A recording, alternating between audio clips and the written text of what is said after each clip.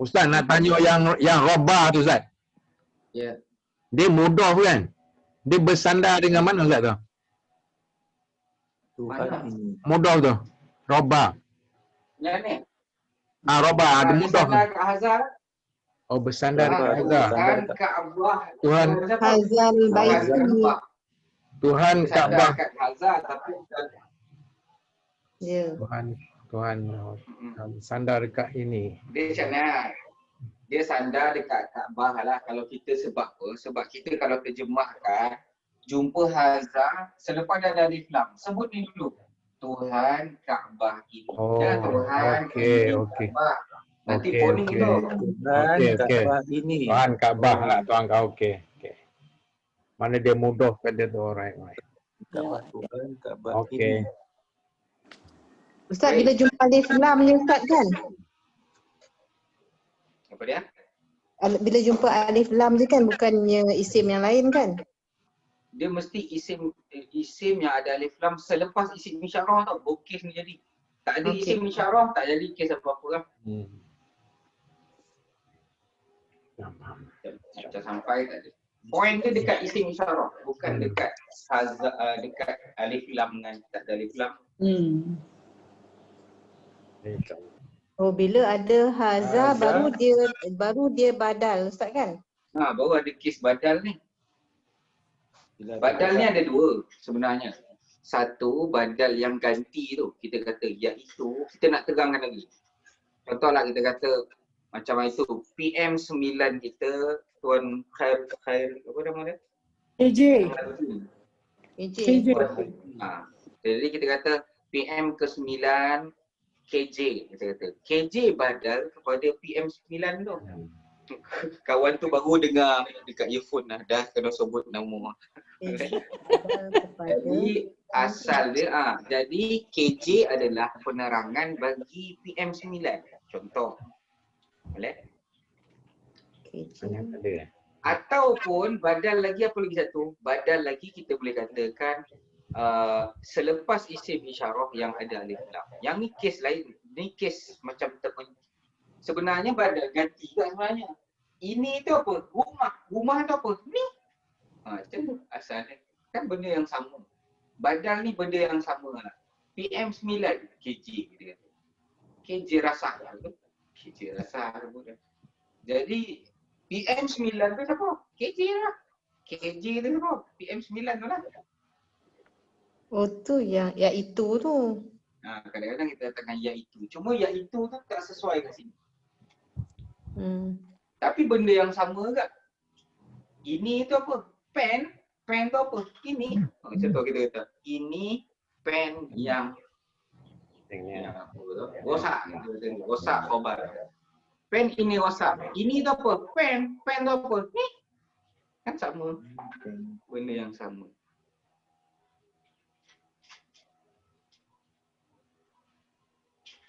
Macam sampai tu macam tak sampai.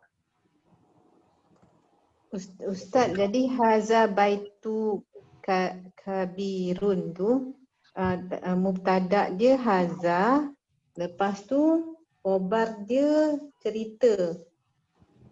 Apa? Jadi dia punya khabar tu kabirun tu Ustaz kan? Kita nak beritahu rumah tu besar.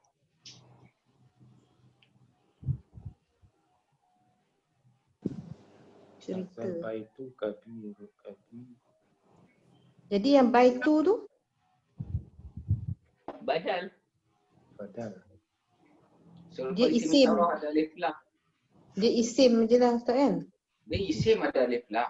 Tapi kenapa pada depan badal? Okey. Badal kepada hazar. Hazar tu pun isim isyarah. Tapi duduk dalam ayat tu dia jadi apa? Duduk awal ayat. Mubtada. Jadi mubtada. Pada depan. Tapi tak boleh sebab mabni. Kita bagilah alasan-alasan itu. Jadi baitu tu bukanlah khabar dia kan? Sorry lah Ustaz tak faham. Bukan khabar tu. Dia bukan khabar. Badal. Ganti kepada ini tu. Okey badal. Okey dah boleh insya-Allah.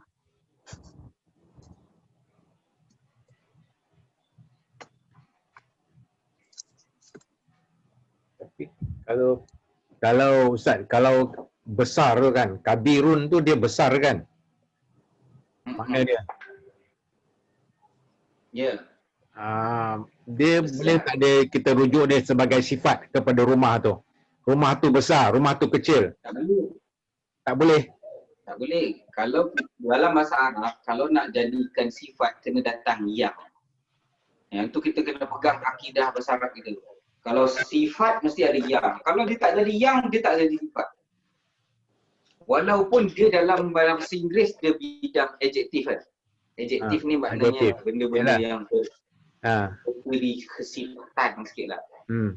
Tapi besar tu, contohlah kalau saya kata, rumah yang besar itu berhantu. Saya kata itu dah.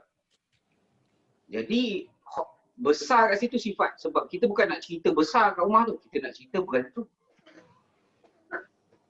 Contoh. Okey. Tapi kalau kita nak kata, rumah yang berhantu itu besar. Saya kata itu. Boleh? Jadi, cerita dia apa dia? Besar tu. Besar. Yang berhantu tu sifat kepada rumah tu. Okey.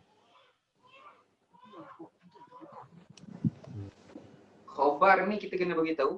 Kalau dia cerita dia khabar. Cerita besar. Point dia. Ustaz, jadi kalau letak yang, kena letak al-lazi tu lah. Tak. Dia datangkan dia terjemahan yang.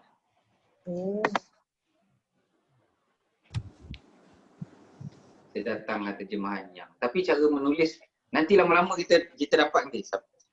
Bersabar.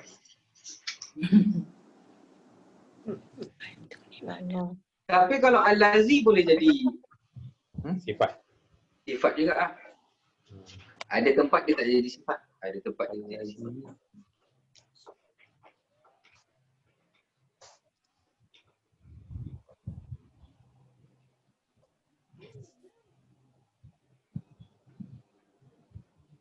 Baik, fa kat depan tu fa.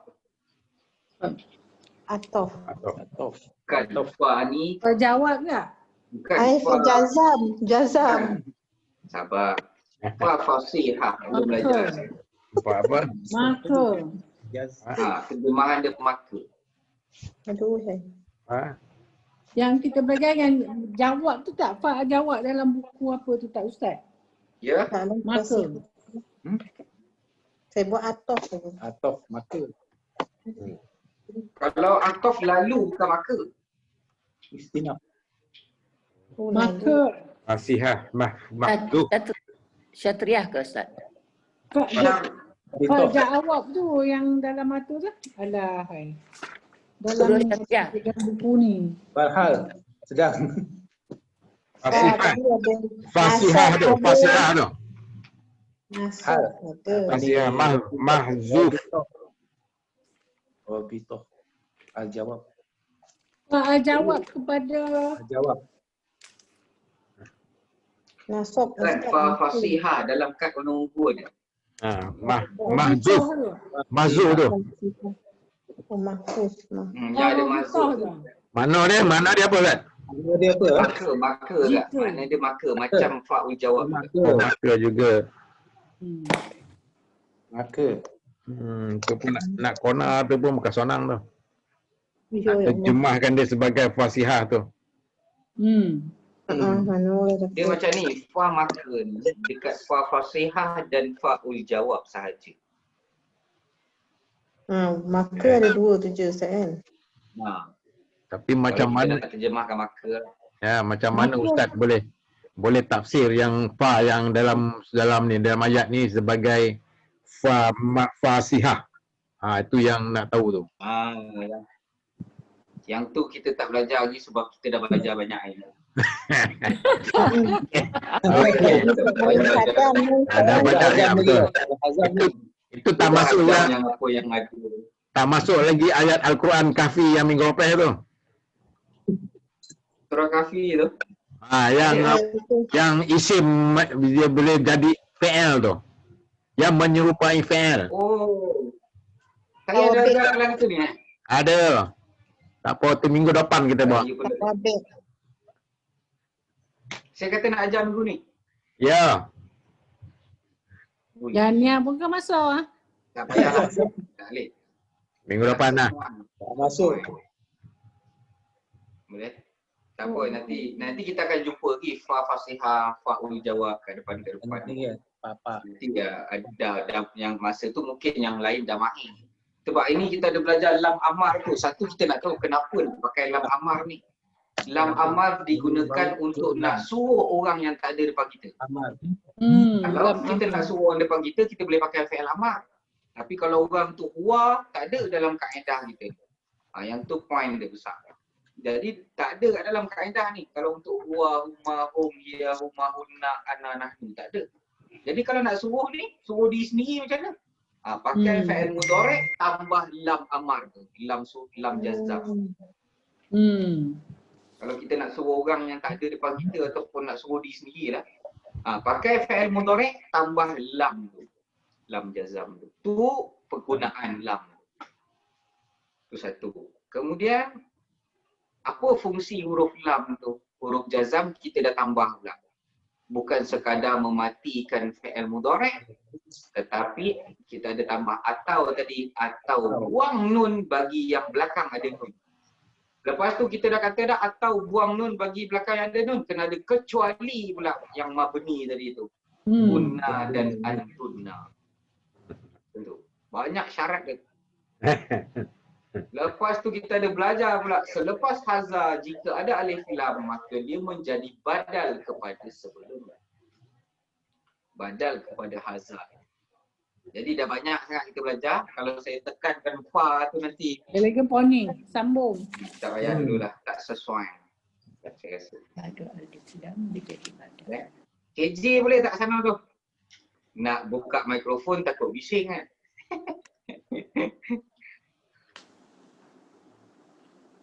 Tapi okey, nampak hero sebelah senyap tu.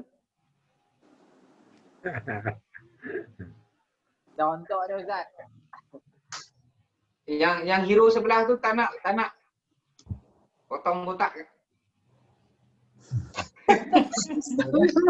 Kajak lagi nak syukur dia ni. Tu PM tu mabni kot kepala itu. Mabni ya, aduh. Ke mana? Melaka ke mana tu? Melaka lah. Hari ada berapa bang? Melaka. Nampak dinding tu dinding Melaka tu. Ada di Melaka. Anak tu belok lagi rambutnya. Tak payah dah botak. Siapa? Tak nampak lah anak bapak sikit. Akan menyusul tu. Jangan lagi sah.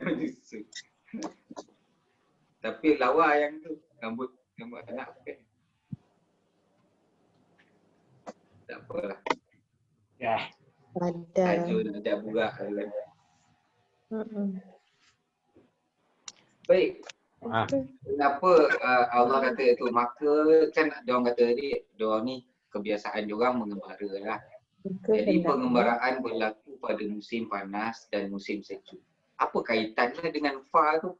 Maka hendaklah mereka menyembah Allah. Apa kaitannya? Kerana dalam pengembaraan itu penuh dengan penjagaan daripada Allah.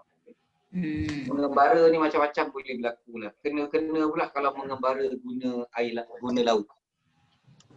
Orang guna laut ni kebanyakannya sistem tawakal dia tinggi sikit. Macam orang meniaga kan. Orang meniaga sistem tawakal kan tinggi berbanding dengan orang kerja makan gaji. Siapa pernah meniaga tahu lah. Dia punya tawakal dia lain macam sikit. Dia punya kehambaan dia tu. Kehambaan terhadap Allah Azza wa Jalla. Boleh? Boleh. Itu antara mungkin nikmat yang dia ada lah. Tapi begitulah macam mana keadaan tu, maka Allah kata sebabkan orang mengembara dan penjagaan yang penuh daripada Allah Azza wa Jalla, maka Allah kata sembahlah oleh Tuhan Kaabah. Kerana memang layak disembah Allah. Tapi sembah Allah itu baik ibadah ni matlamat dia apa dia? Apa poin besar kat dalam ibadah? Ikut. Asal dia. Ikut apa? Syukur. Nikmat. Syukur atas nikmat. Takwa lah Ustaz. Takwa. Bukan. Yang penting sekali selain daripada syukur dan takwa apa dia? Nak dekat-dekat. Iman kot. Bukan Kekuatan iman. asal dia konsep ibadah adalah tawaduk. Tawaduk. Penghambaan. Tapi kalau kita solat tapi tak rasa macam hamba, maka tak solat. Oh, Nampak? Sampai penghambaan. sampai kita rasa kita tak ada apa-apa. Oh, Dia tawaduk. dapat rasa tu, itu konsep ibadah, penghambaan. Oh. Sebab ibadah tu dah penghambaan lah. Jadi tawaduk ni termasuklah cinta sesama makhluk. Dia tak ada marah orang, dia tak ada rasa dia besar. Dia kalau dia marah orang, dia akan rasa macam dia ada power sikit kepada orang yang dia marah. Dia Tawaduk. tak marah orang sangat. Dia penuh dengan tawaduk ni penuh lah, sistem kehambaan penuh. Penuh kat diri dia. Saya ni macam ni lah. Macam mana. Tapi dia ada semua dah. Tapi bila kurang tak macam tu lah gitu. Macam tu. Dia penuh. Maknanya jiwanya penuh dengan kehambaan akan melahirkan tawaduk. Tawaduk. Dia punya asal konsep tu lah. Tak. Ada orang dia solat tapi dia act, betul tak? Ya, ada. Maka solat tu ada something sikit lah. Dia kena perbaiki niat dia dan sebagainya. Kerana kalau act tak ada sistem penghambaan lah. Tawaduk tak ada. Tapi tu kita pun nak act macam mana kan. Sebab apa pun bukan kita punya pun. Takutnya lah Ustaz, oi. Tak ada apa pun. Kalau Allah nak tarik tu sekejap lah. Yes. Kesihatan pun bukan milik asal kita. Apa lagi? Jiwa pun bukan milik sendiri. Harta benda, anak, semua bukan kita punya. Boleh tarik bila-bila tu. Sap dia tarik. Selesai.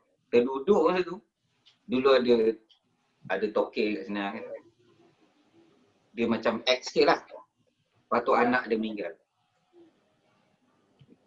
Lepas tu terduduk ke mana? Masa tu tawaduk kan.